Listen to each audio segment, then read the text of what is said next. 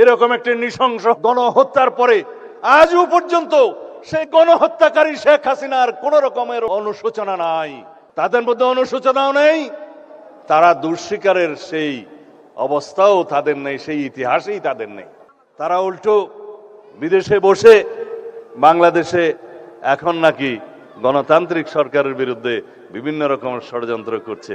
জাতিসংঘের যে রিপোর্ট, সেই রিপোর্টে 1400-র কথা বলা আছে, কিন্তু অফিসিয়ালি বিভিন্ন পত্রিকা এবং জরিপে 700 থেকে 800-র মতো খতিয়ান পাওয়া যায়। বাকিগুলো গেল কোথায়?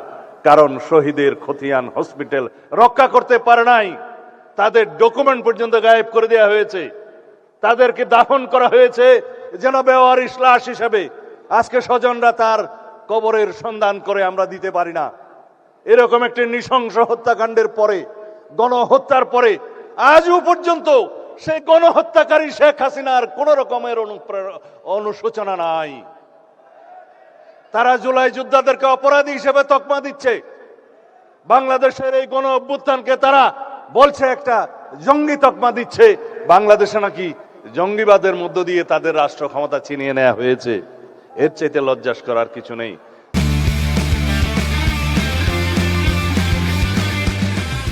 তাদের মধ্যে অনুশোচনাও নেই, তারা দুঃস্বীকারের সেই অবস্থাও তাদের নেই, সেই ইতিহাসেই তাদের নেই। তারা উল্টো বিদেশে বসে বাংলাদেশে এখন নাকি গণতান্ত্রিক সরকারের বিরুদ্ধে বিভিন্ন রকমের ষড়যন্ত্র করছে। আওয়ামী লীগের রাজনৈতিক পতন হয়েছে, আওয়ামী লীগের রাজনৈতিকভাবে নিপাত হয়েছে, নির্মূল হয়েছে, দাফন হয়ে গেছে দিল্লিতে।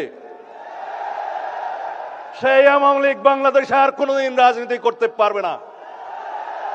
রাজনৈতিক দল হিসেবে আওয়ামী লীগের বিচার দাবি করেছি আমরা, আপনারা দাবি করেছেন, তদন্ত পরিচালিত হচ্ছে।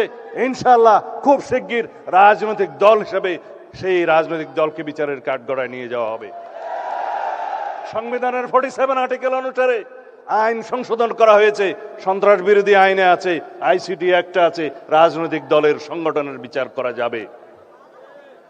সুতরাং অপেক্ষা করুন।